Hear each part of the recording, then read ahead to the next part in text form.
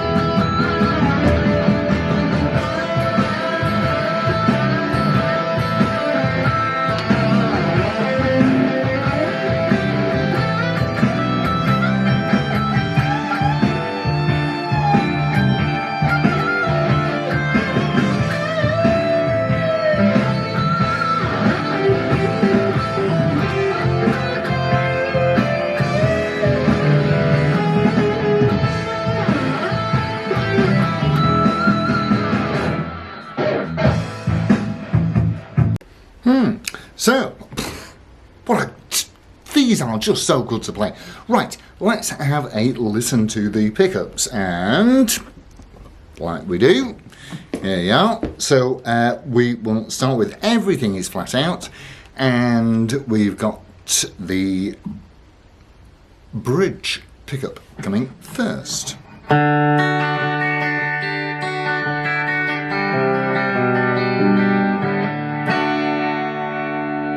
Onto the centre.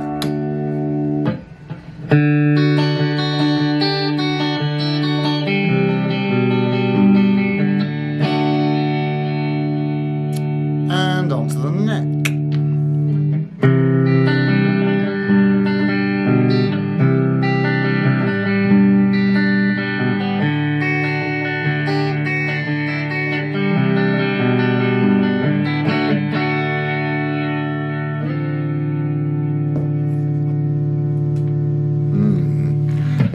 That is just, well, it's just what a Gibson should sound like, isn't it? Right, let's have a jolly good look round it.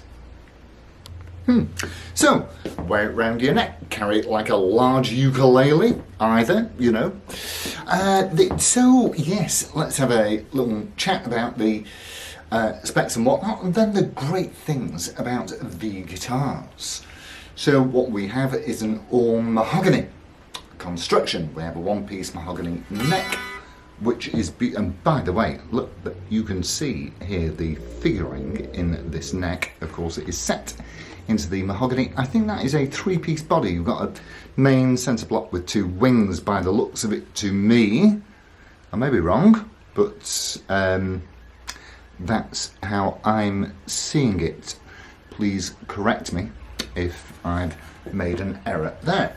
Continuing with the back, we've got a very pointy spade-shaped headstock with 6 Gibson Deluxe tuners with green keystone tuning keys here. Lovely, lovely, lovely. Traditional. Very traditional, I should say. I don't know if you can see the serial number, but it's in the centre there. I'll just get it in the right lights. But certainly it is a 2009. And around the front elevation, we've got that, do you know, that lovely, great, big, fat truss rod cover. I like that. It really shouts Gibson at you. Make no mistake what this is. And we have got a rosewood fingerboard with acrylic dot inlays and 22 medium jumbo frets. And here's the thing with these, the access is so easy. I mean, really unbelievably easy up to fret 22. And that, for me, is a large part of what V guitars are about. I mean, not just your Gibson Vs, but I think that they were pretty much the originals. So yes, you've got this fabulous, fabulous, just playability right up here. I like to use pretty much all on the neck, but certainly these are great for your high-end noodling. Furthermore, on the front, now, I'm not sure if I remember exactly right, but I've done a couple of these before, but not the 67. I've done a couple of the 58 reissues, I think, and with the 67 reissue, certainly you have your jack output here mounted on the scratch plate. Other iterations, you'll find the jack output down here, so it's been routed out and it's inside the box, which actually doesn't really help anything. You might as well have it all on the scratch plate, in my opinion. And the main difference between this and the most obviously noticeable from the front of the guitar difference between the 67 reissue and the 58 reissue is the layout of the control knobs. You still have two volumes, one tone, but on the 58s they're in a line, whereas on the 67s they're in this little triangle bunch here. To me, makes no difference. It's, neither here nor there. And of course you've got your 3-position toggle switch in a very good place that isn't hittable. You have to move it on purpose. So in many ways it has the same, if you like, ergonomic functionality as a regular Les Paul that's got it up here right out of the way. On this it's down here right out of the way. So you're not going to accidentally bash it while you're playing, or at least you shouldn't anyway.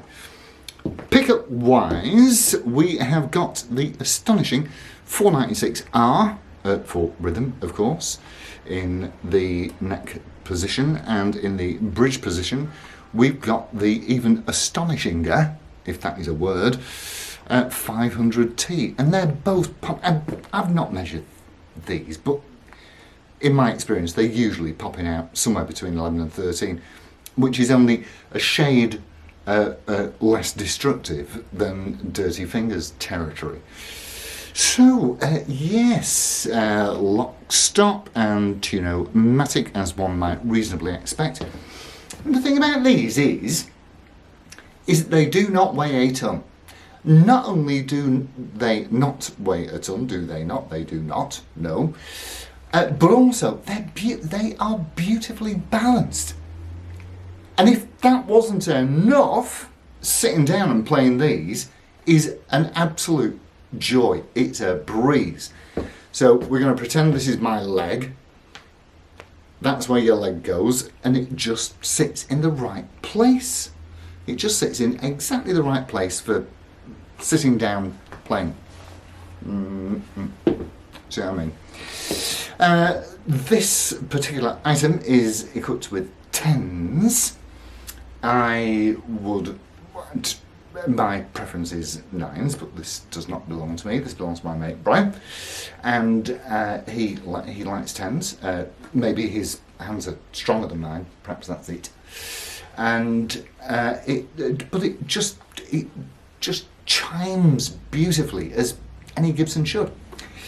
This one also comes with a fabulous Gibson. Yeah, you can have a look. Let me show you. That great big old Gibson, nice brown Tolex case. TKL, I believe, all the way from Canada, or Canada, whichever it is. And they are brilliant. Really, absolutely brilliant. And good for not just your rocky stuff, although let's face it, they do look glam rock hair metal, do they not? Which is probably why I like them. It doesn't actually smell of hairspray, but I've not been playing it that long, so who knows. But what I did think was this. I thought, well, if I want a rock guitar, if I'm in the market for buying a rock guitar,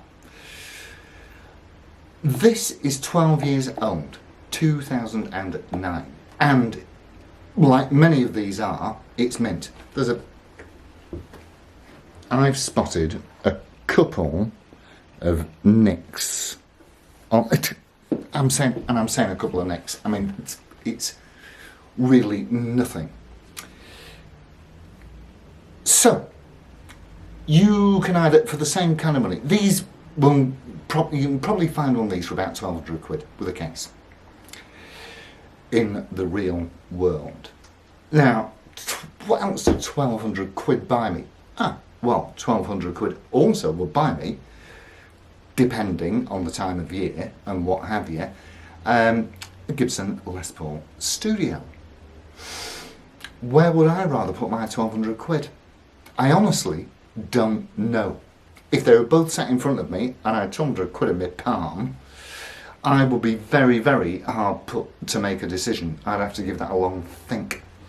So, just things that are worth considering. It's all about bang for buck.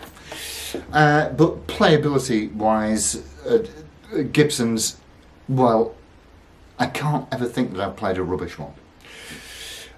So I absolutely really adore these. They're fabulous, fabulous guitars. They don't weigh too much. They're very ergonomic. They're great for getting high-end access, which to some people is very, very important. And so it's horses for courses, guys and gals. So with that, I shall bid you all a fond farewell, and I shall look forward to seeing you on Wednesday. So thanks ever so much for tuning in. It's adios amigos. Ta-ra.